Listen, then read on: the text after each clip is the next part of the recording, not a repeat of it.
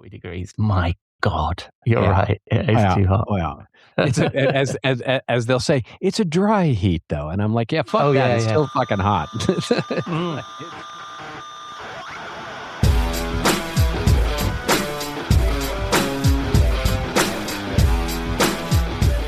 Hello and welcome to episode 333 of the Rockstar CMO Effing Marketing Podcast, a proud member of the Marketing Podcast Network. It's Saturday, the 1st of August. I'm your host, Ian Truscott. I'm not a rockstar, but I am a full-time B2B CMO, and I hope you're well and staying as sane as you feel you need to be. The intention of this podcast is to inspire your inner marketing rockstar, and for this week's dose of marketing street knowledge, Jeff Clark and I dive into a Matt Hines article where he claims that most GTM alignment is theatre. And then I retire to our virtual bar, the Rose and Rockstar, as I pick Robert's marketing brain over a perfect cocktail for a hot Californian day. But first, we need to pay the bar tab. I'll be back in a moment. We'll be right back. After this word. We'll be right back. After this word. We'll be right back. When you need to build up your team to handle the growing chaos at work, use Indeed Sponsored Jobs. It gives your job post the boost it needs to be seen and helps reach people with the right skills, certifications, and more. Spend less time searching and more time actually interviewing candidates who check all your boxes. Listeners of this show will get a $75 sponsored job credit at Indeed.com/podcast. That's Indeed.com/podcast. Terms and conditions apply. Need a hiring hero? This is a job for Indeed Sponsored Jobs. Every successful business evolves. And to keep up, you need a bank relationship that evolves too. When you collaborate with KeyBank, you don't get one-size-fits-all solutions. Our expansive team of experts across industry verticals wouldn't be here if you did.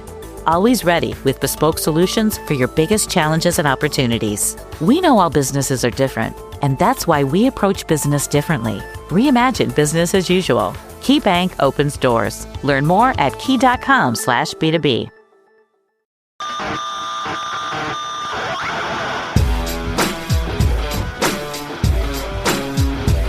And welcome Ian to the Rockstar CMO studio. How are you doing? All right, mate. How are you doing? Good. We're having a barn burner of a summer week here, and so in part enjoying it, part staying in to get the air conditioning. Yeah. So is that an official American term? I've not heard that before. A barn burner. Yes, that is a official, because I guess. Yeah. Yes, I can barn burner. imagine It's why. like one of those things. Where does that come from? Because you don't really want to burn your barn down. Anyway, we're recording this a few weeks before it goes live because I'm grabbing you between vacations, right? So you've Yep. But thank you very much, because I know this week's very busy for you because you're between vacations. So grateful that you could spare me a little bit so we can keep the listeners entertained with a little bit of Jeff while you take the summer off. Anyway, so this week. This week's article, we're again returning to the work of Matt Hines. I think you plucked this one out, right? Yep. He's the founder and president of Hines Marketing and a genuine, I put in the notes, marketing thought leader. Yep. Yeah. And I think it was in episode 327, so a few episodes ago, we covered one of his other reports, the state of the B2B CMO. And this time you've picked something from his Substack from last month. And the title is Most GTM Alignment is Theatre. What 2 decades of alignment frameworks miss and what the GTM teams actually winning are doing instead. So pretty good. Like we've been talking a little bit about GTM recently, so right on topic, right? Yep. And in the article, Hines breaks down, and I never know whether to say Matt or Hines or Matt Hines, Mr. Hines. Mr. Matt. Mr. Matt. Yeah. So anyway, Hines breaks this down into 3 conversations we need to be having, and he makes various great points along the way. And as usual, we've been inspired to take a fairly short article and lend down our opinion and talk about it for 20 minutes or so. So we're adding a bit of our own into this jazz, aren't we? So what say you? Well, people are moving from reading to listening on podcasts. So I say, this is highly legitimate. Plus, we can add our own, experience to his points. But it is, see an article like this, it's frustrating because it's like something people have been banging on for years. And as you mentioned, decades of different different, process models that have popped up. And, it's still, it's like most organizations haven't accomplished this, which, it seems like this is a duh, yes, your revenue engine, your go-to-market, functions need to be aligned. I do like the simplicity of his remedies, and personally, one that I've seen work. And as you were talking about the, all the various models that have been out there, I think some of the places I've seen it work were actually before those models popped onto the market. But I don't know. We'll see. We'll see as we go through this conversation. Yeah, and we haven't quite covered the models yet. We will do, I think, but we will. I'll mention it soon. Yeah, it's a splendid article, and we're going to give it the 5 effing things treatment, as is our custom. And you'll go first. What caught your eye, Jeff? It's not the process; it's the discipline. So Matt says, and I'm quoting here: most alignment frameworks or alignment failures I see are not process failures; they're courage failures. So, he refers to it as, I was kind of referring to the models like BANT or Challenger or Medic. Every alignment framework consultant tries to sell, something that has, been implemented at other companies who GTMs, they're still misaligned, years later. And it's like, having worked with both BANT and Challenger, I see that one of the main issues is that the discipline was not reinforced from the top. If somebody in marketing, sales enablement, or the chief revenue officer says we've got to do the Challenger model as an example, it falls apart because one of the 3 legs of that revenue engine, whether it's sales, marketing, product, eventually doesn't engage with it fully, or they just kind of give it lip service, and so the teams that have real alignment got it by building shared tactical accountability, letting alignment follow. And if the CEO doesn't direct the heads of the revenue engine to follow, whether it's following a process or just saying, you guys got to get on the same page, it won't work unless that reinforcement is there. And I know one place where we tried the Challenger model was that there was somebody who basically convinced the CRO, who then convinced the CEO that, yes, we're going to follow this. But, I wasn't quite sure that it was bought in at the highest level. Yeah. And so therefore, who's going to reinforce that the other legs of that stool get on board with that? And then you do it over the long haul, because any of these things, and it, like he says in the article, it's like, these are all good models. I mean, there's nothing wrong with the model. It's just the implementation has got to it's got to be really important, and the people just have to agree that this is the way we're going to be working for the foreseeable future. Yeah, I like the term that Matt uses there. They're courage failures when these things aren't implemented correctly, right? But it is about authority and also about trust that we'll talk about in a minute. But it's also something we talked about a lot, isn't it? When we've talked about the revenue department idea, that some of this is because there are significant changes in the buyer's journey and the way that B2B buyers now buy, right? And it's blurring what sits with sales and marketing. So in the old model, marketing did something, and then something triggered the sales motion to start. But now a lot of that building trust in the market isn't happening in sales. It has to happen in marketing, because B2B buyers are doing so much of their own research, right? So it doesn't matter what methodology you need to pick. You pick, as you say, it needs to be understood across both teams, because it's a team game now with the changes in the buyer. Yeah.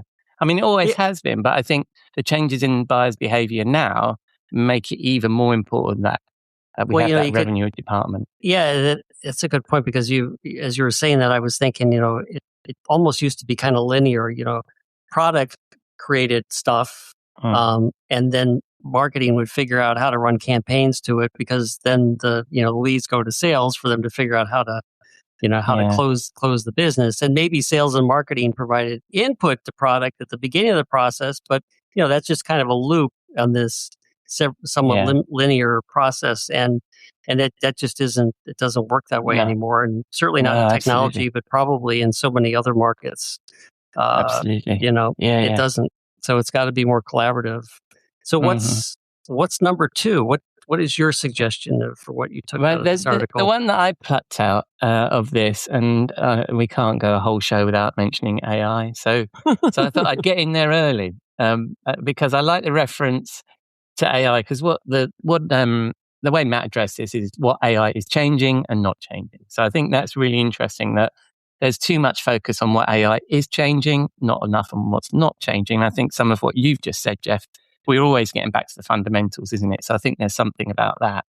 But also, the thing we've talked about on the show is about marketing technology in general, and AI specifically, is it can just scale whatever problem you have. And as Matt observes, I like this phrase, AI without alignment just creates faster theatre. The same broken handoffs executed at higher velocity.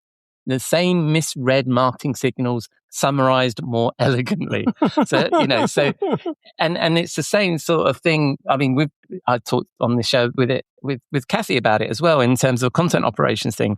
And isn't it? Marketing technology has always done this, and AI is doing it. It just scales. If you're not doing things right, it just scales doing things badly. So I think, to your point, and I just said this about process versus discipline, you need to have those fundamentals in place. And I think that's what AI is not changing. And as he points out, as we often have when working with AI, you need a human in the loop, someone to eyeball an opportunity, is what he's saying. But one of the things I thought, and I don't think really Matt addressed this in this article, is I think some of this is because, and it's the same as what you were just talking about, is that AI is actually blurring the lines between the roles. So, on this topic of alignment, if you're blurring what people are capable of doing, that causes confusion in those sort of handoffs, doesn't it? So sales reps now have access to research, buying signals, and data that used to be very much to preserve the marketing operations. And so you can just, the sales guy can now just stick their credit card down, get one of these tools that does LinkedIn shenanigans, and all of a sudden you've got or an email campaign, and suddenly you've got a rogue email campaign going on, right? That is outside of marketing or outside of the general GTM that we were talking about. Yeah. So I think that's also going to create some of this friction in terms of a seamless GTM model that Matt was talking about. I love nothing more than LinkedIn shenanigans. Yeah. But this is so right, because the acceleration of these activities can cause fatal crashes if you're not aligned. It's kind of like jet pilots doing their demonstrations, pilot in line, and it's like if they don't know what they're doing and they're not in alignment, that's what causes a crash. But it's like things can just spin out of control so quickly, with these tools. And, the sales guy probably has every right to say, I know what I'm doing. I got the right thing going because I used Gong, or I used Salesforce AI tool. It did what I told me to do. And so if that, doesn't jive with what you're trying to do in marketing, well, then go, jump off the building. Yeah. But that's the interesting, well, I mean, that's also what we talked about a lot, isn't it? That now every table has got an AI robot sitting at it, and every conversation is now being influenced. So if you're talking to a sales guy, or you're trying to grapple with some of these challenges, that they're asking the LLM what their opinion of, and bring that to the meeting. But the other thing is, and we were right. The other see them in a meeting. Claude just told me you're an asshole. Exactly. Or also we were talking about this before I hit record. Is I think that some of this has got to change, because I think that that's not a good enough answer that Gong or Salesforce's AI told me to. I think that we're going to need people in the loop who are going to be accountable to that. You can't. That's not going to be a viable excuse, is it? Or something you can bring into a meeting. So that was my number 2. What's your number 3, fella? The ICP conversation. So as you discussed, he recommends that there's 3 different conversations that are necessary to be had amongst the go-to-market teams, and this is probably the elemental, the foundational one, because understanding your ideal customer profile has got to be you've got to agree on what that is between both marketing and sales and the product teams. You don't want product putting out things that is not going to be, it's not easy to sell to the customers, or does not have a market. And you don't want marketing running campaigns to people that are outside of the ICP. You don't want salespeople calling on, accounts that are just going to be a dead end, or they might be a win that's like a pink elephant that you just can't replicate again. So the focus needs to be, on who we should sell to, or on who we should sell to because we can win, not who we can possibly sell to. Exactly. And also on who we should not sell to, because that's equally important in keeping your targeting from straying. And since market dynamics change pretty quickly these days due to competitors, technology changes, macroeconomic forces, it's important to evaluate this ICP regularly. And he said quarterly if necessary. And he's commented that, reviews should be happening more frequently. And he comments that the quarterly review process is waning at many accounts, that he consults with, because, people just don't see the value in it. But if the conversation gets around, is our ICP still working? And you're just constantly poking that question at your pipeline, it becomes worth evaluating. And so perhaps the format of the quarterly reviews needs changing. Perhaps the dashboards and that are making people's eyes glaze over. And so you need how do we make this more relevant? Now, I've had a couple of experiences where we did have good cross-functional alignment across the go-to-market teams, and these discussions were happening at reviews, and senior executives were asking the question of, why are you chasing that deal? So it wasn't just coming from the sales manager or the sales director for a region. It was coming from the president of the company to say, why are we chasing this deal or that deal? And sales had to have a good answer for them to proceed. And I think the same can be said for the marketing campaign, lead development, or even new features coming out of the product. So it's like, was that feature something that was easy to do, or was this something that was really required by our customers? Yeah, absolutely. And last week, if I get my calendar right, last week I was talking to Simon Daniels, who's now with Accenture Song, who's a friend of both of us, right? Both of us. Yep. And he came with some data, lots of data about the current B2B buying situation. And, 60% of deals stall. 60% of B2B deals stall, according to their research. Now, some of that is because, the ICP was wrong in the first place, or the product, and it's very, very hard, isn't it? Because it's very easy to cheat on your ICP because salespeople get a bit opportunist. And I like the phrase that I heard on actually Simon and Louis Fernandez's podcast called What's Broken in GTM is ICP does not mean I can pay, right? Which is when people get really opportunistic. I like that. And so, to your first point, focus on who we should sell to because we can win, not who we can possibly sell to. I think it's such a temptation for any of us that sell anything, and particularly in B2B tech sales, isn't it? It's to broaden the funnel at the top end. And the other thing with doing that as well is it changes your whole language. It changes everything, doesn't it? If you're not haven't got a focused ICP and you broaden it out, your language gets weaker, it gets more beige. It's such a fundamental thing for the company to agree on. These are the guys we want as our ideal customers, right? Yeah, absolutely. So that brings us to number 4. Well, and the one I picked out because, as we mentioned at the beginning, there were 3 conversations that Matt suggested that we have, and I picked out the win-loss conversation, partly because we should probably pick on some articles that don't agree with us, because these articles give us an excuse to talk about some of our fundamentals and talk about ICP and all that kind of stuff. I'm surprised there isn't a gap analysis in here somewhere, which we often talk about. But so aside from the ICP conversation that you just mentioned, Matt also encourages us to have 2 other conversations, the buyer's journey conversation and the win-loss conversation. And we've talked a lot about buyer's journey, so I thought I'd talk about win-loss for a change. I think it's been a while since we talked about win-loss.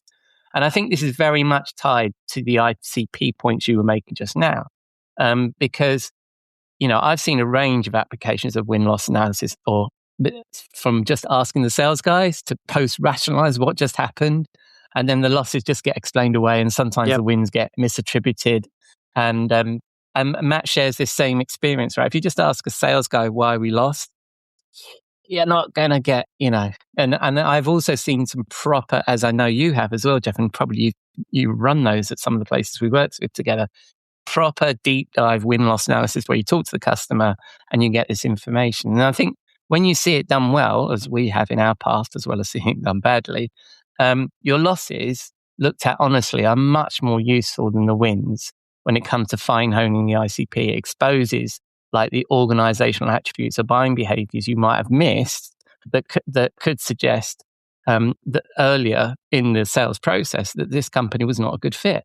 And so therefore maybe you should have qualified out. And to my point earlier, avoid a deal stalling or being lost. Because salespeople like two answers. The first one, yes, obviously. And the second one is a quick no, right? If the quicker you can get out of an account and start working on another one, the better. You're better right? off. It's a slow absolutely. no that kills everybody and kills our companies. So I think if we can recognize that sooner, that you can do that with some good win-loss analysis and this fine honing of your ICP, just to build on what you were just talking about.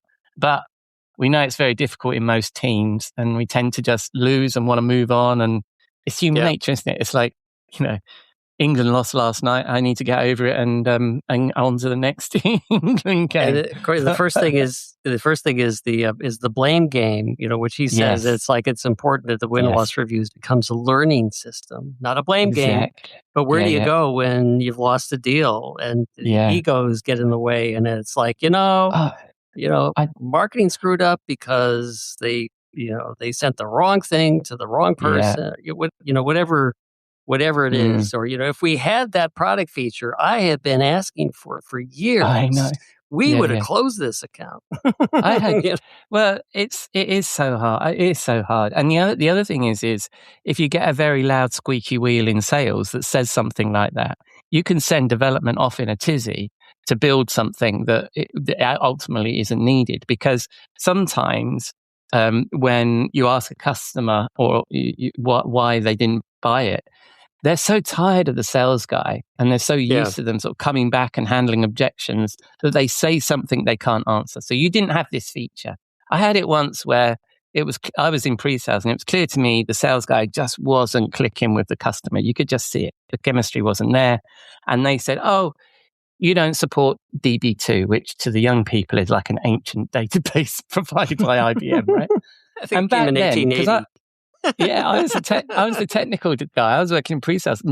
This requirement had never come up through the whole process. And you just know that sometimes a customer is going to say something in order to end the conversation. Yeah. They've got no interest in educating you on why you lost. Or they feel sensitive about saying, well, to be honest with you, I didn't really like the sales guy, or there was something else going on, right? Yeah. It's so difficult. And it's so easy for us to sit here and say, you need a culture of no blame. How fucking hard is that? You know what I mean? Like you've just missed the quarter by 250 grand and the CEO's after blood. And we can all sit around and say, well, we lost because of no blame here. Anyway, mate, so what's your number 5? Because I think this tees right up for what your number 5 is. It's the one word, trust. So this is a theme that I think goes across all the conversations that Mr. Hines recommends or Matt recommends. And again, I think trust can only be built in the revenue engine when the CEO manages the leaders and helps them, build the tools that reinforce trust. And, so are we going to have more frequent pipeline reviews, with every function representative? Are we going to have shared service level agreements? And this is what I really like because, it's like, let's measure the time to touch. Let's measure the time to the second call. Because those can cross the functions. It's not just, it's not just what's the sales guy doing in his pipeline review. And do product reviews well in advance of launching so there's no surprises. So, marketing's got time to build relevant campaigns or, change or adapt campaigns based on what's coming out, and don't just dump new features on salespeople. And the other thing I really like is don't overload the dashboard with dozens of metrics that people can argue over the accuracy and the validity. I added a lot of the adjectives to that, but it's just like, it's like the more things you measure, then the more things that people can go, well, I don't agree with this, or I don't agree with that. And then you may get away from the shared metrics. What are the things that we really want to be able to track across the teams that are valuable to all of them? So he recommends getting rid of meetings that are not supporting this process, because alignment does not happen through more meetings. Surprise, surprise. And it can even cause more frustration. It's like, why do I have to sit here and hear so-and-so sales guy whine about X and Y and Z and blah, blah, blah. And so I've been through that as well as being in sales meetings or pipeline reviews where it's just like, okay, bang, bang, bang, bang. Let's solve this problem. Let's solve that problem. Where are we on the, that's where I've seen really good sales managers just do such a great job. Again, with marketing and maybe somebody from the product team present. You've pulled a couple of great points there. I think the two things that I really like about what you're talking about, creating trust, is the product. On the product side, and I've run product marketing, and the challenge is, if you're very conservative about informing the rest of the company about product roadmap and what's coming out, you're underselling. Because any deal that takes 3 to 18 months to close, I guess it's not 18 months anymore. It used to be in the big enterprise sales deals, but let's say it takes 3 to 6 months to close the deal. There'll be new features coming along, and so if you've got a well-run product marketing, product management, and somebody's going to ship, that's excellent information for your account management teams and your sales teams to handle objections when they come up. And the other point is the frequent pipeline reviews, because where does all this stress come from that reduces trust? Where does all this sort of blame game comes from? It's when it's a surprise, right? Yeah. So if suddenly the sales guy is sharing with his manager that we've missed the quarter by 250 grand, and he's doing it on day 30 of the third month in the quarter, then it's going to create a lot of emotional stress. Whereas if you have these pipeline reviews and you go, and everybody can see the slippage, then the business can orientate around that. Because if you have 2 bad quarters, then the business needs to make decisions about headcount and budget and all that kind of stuff, and it becomes hard and emotional. Whereas if you know where you're going and you can see it coming, then you can the whole business can plan around it better, and the emotion is taken away, isn't it? So the more frequent meetings don't need to be whatever hour-long, afternoon-long reviews. And I was sort of thinking like in the the agile product process where you've got like the stand-up where it's like, okay, this is 15 minutes. We're just going to go bang, bang, bang, bang, bang. What do you need from me? Yeah. What do we need to change? Let's go. I've seen that as well, because when I was in the I don't know if I should mention, we were in the .com crash, right? So I was working with a vendor during that period, and it had been absolutely all gravy and hiring like crazy, and no real sort of proper hiring of management. There were layers and layers of people, and then they got so concerned about the number that we'd had almost daily stand-ups with the whole sales team. From the VP of sales all the way down to a lowly pre-sales person like myself. And that atmosphere was horrible. And that doesn't help either, does it? More meetings doesn't help, as Matt says. So anyway, and also, I like you finishing on trust, because I'm always banging on about our job to create awareness, revenue, and trust. And that awareness and trust part are just as important internally as externally. The art of the deal. Oh, I probably shouldn't have said that. You definitely shouldn't have said that. Well, I don't know.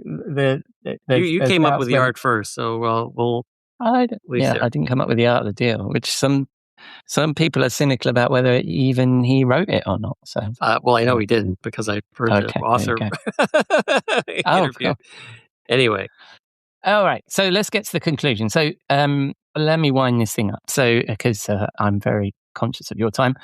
So the 5 things we picked up there is, it's not the process, it's the discipline. We talked about what AI is changing, what's not changing.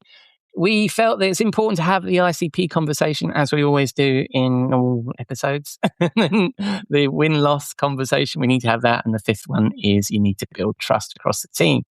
And the interesting thing is he, as you know, Jeffrey concluded with 3 questions that he asked at the end of the article. And you suggested that I should share these with the listener. So the first question is, when was the last time sales, marketing, and product disagreed in a meeting and reached a real decision? His second question is, who actually owns the buying journey across functions in your company? And the third question is, what gets reviewed in your win-loss process that the other 2 teams never see? So these are good questions. Yeah. Of course, you have to have a win-loss process in order to review. Oh, absolutely. I guess that's assumed. That's what I was thinking. So many people don't.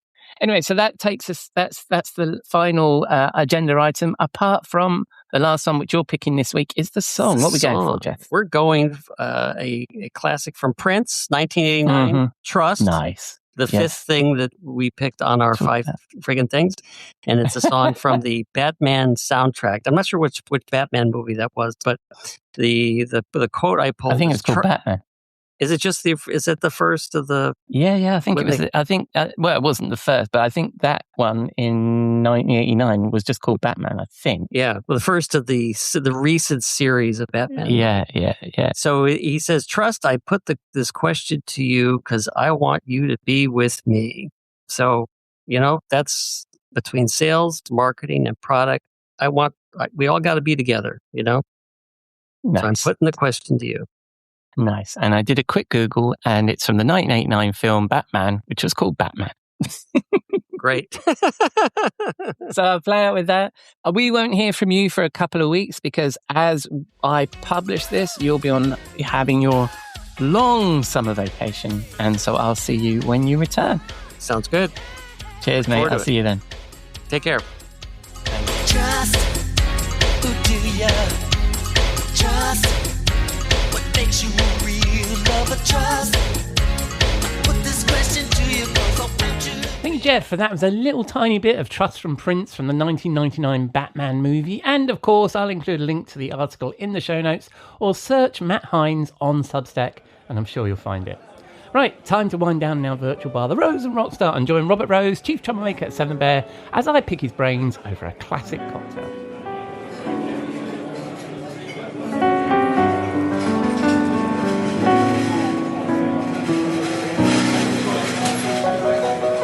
Hello, my friend, and welcome to the bar. Thank you very much, mate. How are you doing? I'm doing remarkably well, given how fucking hot it is here. I mean, it's 104 degrees, and I know that's Fahrenheit, a foreign concept, but you get the picture, right? It's 104 degrees here in Southern California today. So it's my least favorite time of year weather-wise. It's been definitely my least favorite time. August and early September is truly my least favorite Southern California weather. If I could leave here for the months of August and early September, I would. But I don't have anywhere to go, so I'm here. But otherwise, work and family and all that is lovely. How about you? Lovely. Yeah, no, we're suffering a succession of heat waves. I don't know if you've heard, and particularly in the south of England. Yeah, and fires in France and Spain. Yeah, oh my goodness gracious, it's awful. Exactly, and we haven't had any decent rain apparently for like over 36 days or something, which is astounding. And I don't know exactly what 104 degrees translates to in centigrade, but it feels like that. It's really hot. It's really hot. Yeah. But we'll, us British, we'll complain if it's hot and we'll complain if it's cold. We'll complain if it rains. yeah, right. Exactly. That's what it's all about. It's 40 degrees, by the way. 40 degrees. Wow. Is 104. Wow, yeah. I've been in Spain when it's been 40 degrees. My God. You're right. It is too hot. Oh, yeah. It's as they'll say, it's a dry heat though, and I'm like, it's still fucking hot. It's still. That's the thing we say. I think that's also what they say on the East Coast, don't they? When you talk about temperature, they say, "Yeah, but you have a dry heat," and it's like when we're down in Spain, it is a dry heat. That's true compared to here. We've had 36 degrees, so we've kind of got close to you, but not quite. Yeah, it's still hot. It's just hot. But we have a lovely cocktail, I should say, to celebrate the heat. It is called the Desert Bird cocktail. Ooh. Yes. It is a very easy cocktail to make. And so it starts with it's a tequila drink. So it starts with 1.5 ounces. Let's be plentiful here. So 1.5 parts of tequila. And then I use pineapple juice here. Oh, yeah. You can use a simple syrup if you like, but I like pineapple juice because it's great. And then it's a 1/2 part of pineapple juice. And then a 1/2 part, not even a 1/2 part, like maybe a 1/10 part, right? Just a very small amount, just splash of Campari. And then just to give it a little bit of, Campari flavor. And then a little lime juice, of course. And then a pinch of salt. Throw a pinch of salt in there and then stir all that up into your mixing glass with ice. And is that refreshing? It is a lovely, lovely, lovely drink. And you can drink a lot of these. This is one of those ones where you sit by the pool or sit out in the desert with the fan blowing on you and drink like 9 of these things. Nice. And it's called a Desert Bird. I think that's a Desert Bird, yeah. I mean, we do sometimes have, we cover, God knows how many cocktails we've done on this show over the years, right? But I think that's new. I think that's a new one. You've never done that one before. I don't think I've ever done that one before. Yeah, it's a nice one. That's one that I just learned about and tried, and it was really good. All right, so we're sitting drinking these Desert Birds in the desert, wherever we live, because everywhere's a fucking desert at the moment. Right. Yes. But what I wanted to ask, the question I've got for the bar this week that I wanted to ask you about is, I was reading your newsletter, Lens, rrlens.com. You can find it there. Thank you. I was quite far down in the last issue. You mentioned this tension that people have. We're all being encouraged to use AI tools. You'll be replaced by someone who is using them if you don't use them, right? That old trope. Yeah. But increasingly, I'm seeing, detect AI in our writing in various tools. You mentioned in your newsletter that Substack is doing that, but also LinkedIn, in my opinion, has created a stealthy dislike button with "This seems like AI slop." I don't know if you've seen that new button they've just added. I have seen it. So I wanted to ask you about that tension because I know you got some thoughts on it because you also talked about it on your podcast today. So I did, yeah. I mean, so it's in the world of creative content, right? Because this is really where this is playing out. So you've got marketers. Let's call them, broadly speaking, marketers, content marketers, and content creators. It is the classic market segment, as it were, that this really applies to, which is young. One of the things that I talked about in the newsletter is the asymmetry, right? The unfairness of AI tools in this season that we find ourselves in. And what I mean by that asymmetry or that the unfairness is that an AI tool in my hands or your hands is something quite powerful, right?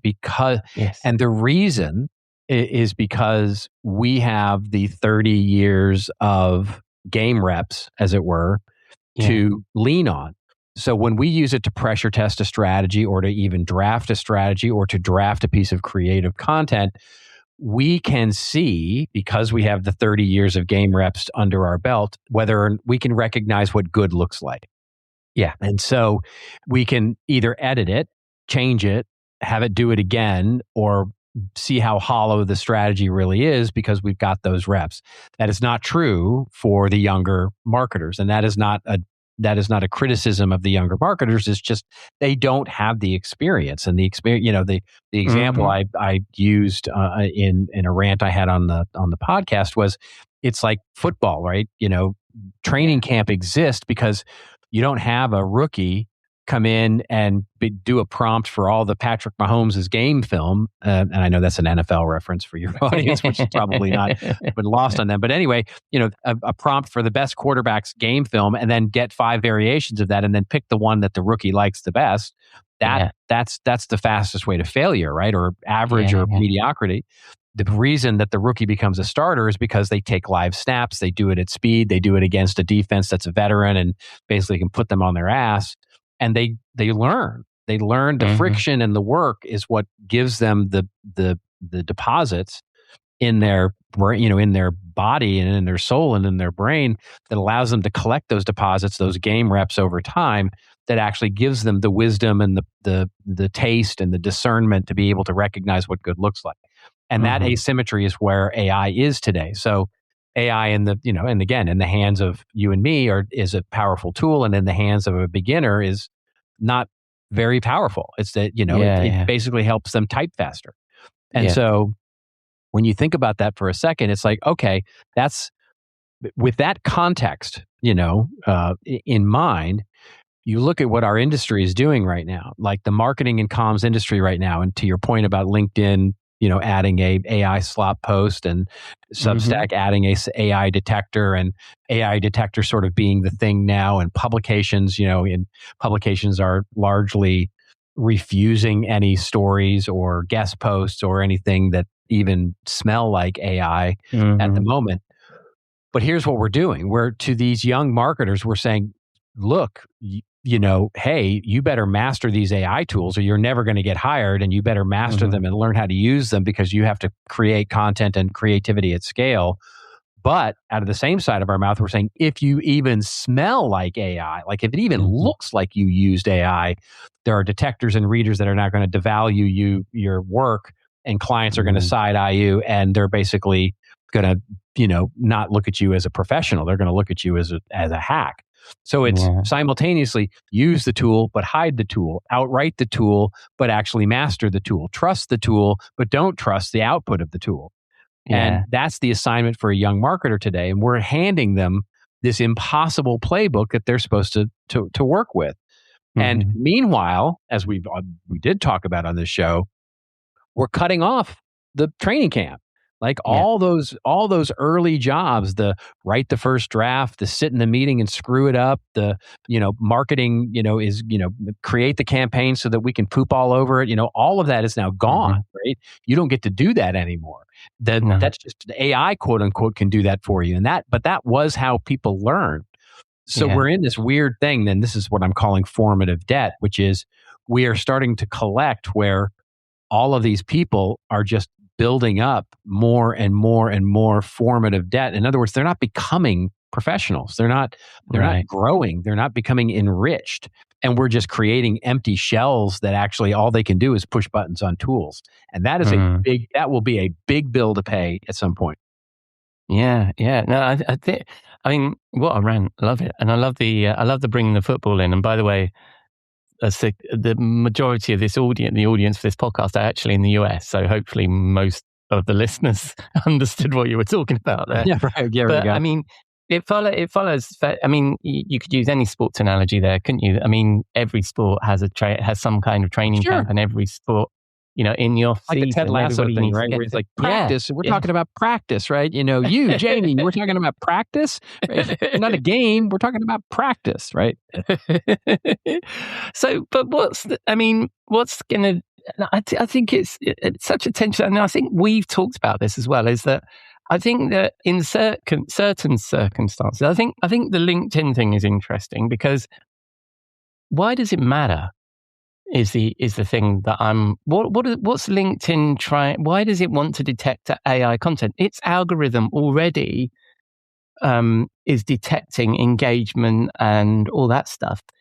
If somebody it's such a great question, dude. It's and nobody is asking that question. I actually plan to ask that question on LinkedIn, because I know it's a little provocative for sure, but your question is the exact right one. It's like, why does it fucking matter? Like, and the answer is, of course, because they want to give people. It's like the elevator close button, right? It's like it makes you feel like you have agency on this thing. I guess so. Like it's going to hide it from you. But of course it's not going to hide it from you. All they're doing, I'm almost sure, I don't have any inside information or anything, but I'm almost sure that the LinkedIn is this AI slop button. All it is a training for AI. They're just training their own AI and I think the number of false why would we have humans apply the quote unquote false positives, right? It's that is such a dumb thing to do, because you see your competitors post, you're just going to say, this looks like AI slop to me, right? Exactly. It's This is why the internet can't have nice things, is because it's such a great question that you asked. Yeah, that's why I described it as a stealthy dislike button. That's all it is, isn't it? That's right. That's all it is. Yeah, that's all it is. I think that, and if you're going to have a dislike button, have a fucking dislike button. I mean, there is a not interested button, which seems to do nothing as far as I can see in my feed. I still get loads of political shit that I'm not interested in. But and also, I don't think LinkedIn even cares, because as we're seeing, and I wrote about this on LinkedIn because I went and did a load of research into this, LinkedIn is an attention engine like any other social media channel now. It's no higher brow than TikTok, right? It just wants attention. It doesn't want to create a community of business people. It just wants to sell its attention, doesn't it? And so if a piece of AI slot suddenly went viral, it doesn't fucking care. Right. That's exactly right. And in fact, it's better if it does, right? Yeah, exactly. I mean, it may have, like, look, it doesn't do anything real. I mean, I guarantee you it doesn't do anything real. It is not, you are not contributing to your own feed's quality or all you're doing is contributing to LinkedIn's ability to train their own AI to create more, different kinds of content. That's all you're doing, right? Because by the way, they didn't kill their own AI tool. You know what I mean? It's like, where you can use their little magic wand to create your own AI tool. Like, they didn't kill that, right? So, That's exactly and that's the other tension, isn't it? That I don't know if you're going to go into as you sort of go down this path, but that's the other tension, is that things like Substack are saying detect AI writing, but other tools like Google Email, all sorts are offering to write shit for you. Right, so it's like, make up your mind. That's right. Well, now, and Substack here, I'll give Substack a slight break, and the reason I give Substack a slight break is because they put the choice to the author. Okay, right? As an author of a Substack, you have the choice to say, you can't analyze my content. Yeah. You can actually turn it off. In other words, you can turn the AI analyzing off. I chose not to turn it off, even though when I had it analyze my stuff, it got it wrong, and interestingly, in ways that both benefited me and ways that penalized me, right? Because what it does is it says, it gives you 3 categories: how much of it is purely AI, how much of it is AI assisted, and how much of it is human. And it gives you percentages across a pie chart, basically, of as the analysis goes when you click that analysis. And I'm assuming you get the same when you click on it as a user as well. And when I had it analyze my post, which was, I would argue, 100% AI assisted in the argument and the pattern recognition and the outline of mine, but 100% written by a human. I would say, because, and it basically offered nothing to say that, it said basically, I think my analysis was like, 18% AI created. And that's wrong, but not, it's not over like, oh, I'm worried about, like, it's not completely wrong. It was just a little bit wrong. And then it said none of it was AI assisted. And then it said like whatever was 88% of it was human created. It's like, okay, but that's just wrong. I mean, it's just, so, but my bigger point there is where does it start being a problem? You know what I mean? It's like, is 18, is that good? Is that good? Like, is that, what is the standard that we are creating here? Like, what standard are we creating is that 18% AI assisted is okay? Yeah. And, and they would argue, oh, well, it's transparency and all that kind of stuff. And I'm like, yeah, but fuck transparency for a second here, because if it was 98% not AI assisted, is that better? Like, is that transparency better? And to me, because what we have to realize is that we are setting standards with this. In other words, their argument for transparency is to say that the audience should be able to make a decision. Like, the audience should have all the information to be able to make a decision.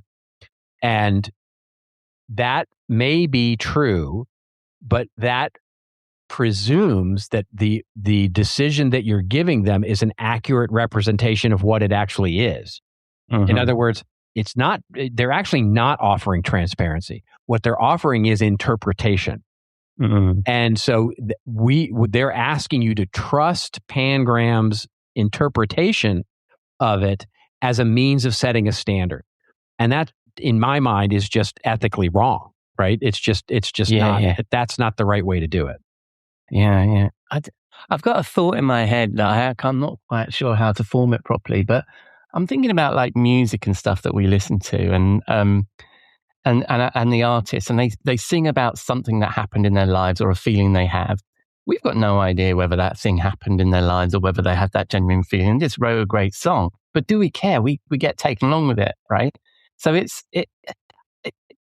does everything have to be really authentic all the time for us to enjoy it? Let alone whether it's written by AI. That's what I was just thinking as you were speaking there. Does that make sense? Yeah, it totally makes sense. I mean, if you can even take it down to, the fact that they want to classify AI music separately, right? They want to tag it, so you've got AI separately. I'm like, okay, well, then we should probably also classify anything that uses synthetic instrument, right? Exactly. So any music that has a sampler built into it that, where it's not real piano, it's sampled piano, or it's not real horns, it's a synthesizer horn, why wouldn't you classify that too? I deserve to know as a listener whether or not it's a real piano or not. And which is, of course, at its face, a ridiculous proposition. But then that just shows you how ridiculous ghettoizing AI content really is. Yeah. It either works or it doesn't work. The content works or it doesn't work, full stop. Doesn't matter how it was created. Yeah. Well, we've touched on some content that really does work, mate. Where might we find more of that kind of stuff? You'll find it at I guess I would point people to my newsletter, since we talked to that, rrlens.com. If you'd like to subscribe to that bad boy. It's a Substack. and you can use an AI detector on it to see how much of it is AI driven. And let me do the math in my head. It's 72% human. Yeah, exactly. Yes. That's the tagline. Oh my God, that's funny. Robert Rose, 72% human. Yes, Robert Rose is 72%. And when people spin the dial on the interwebs, where are you hanging out? I'll be on LinkedIn, smashing that AI slot button, I suppose. And most importantly for me, mate, are you in the bar next week? I certainly am. All right, mate. I'll see you there. Okay.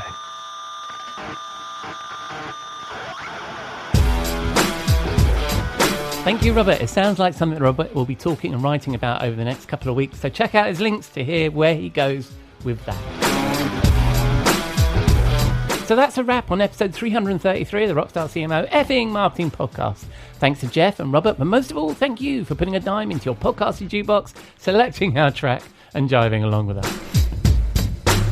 I've been your host, Ian Truscott, and you can find links to our little band and the articles we discussed in the show notes, along with links to our blog, newsletter, and all of our previous episodes at rockstarcmo.com, or follow us and join the conversation on LinkedIn.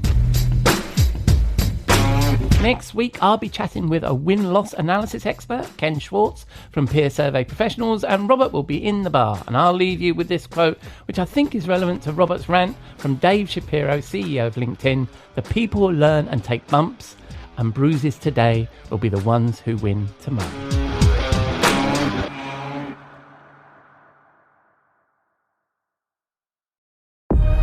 I see you.